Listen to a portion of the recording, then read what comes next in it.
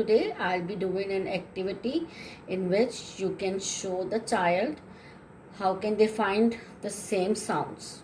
So ask the child what is the first sound and he will say eh. So let's find eh.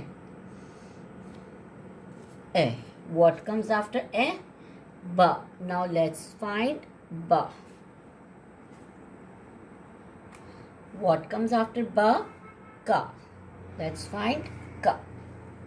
What comes after ka? Da. So let's find da. What comes after da? Eh. Let's find out eh. What comes after eh? Fa.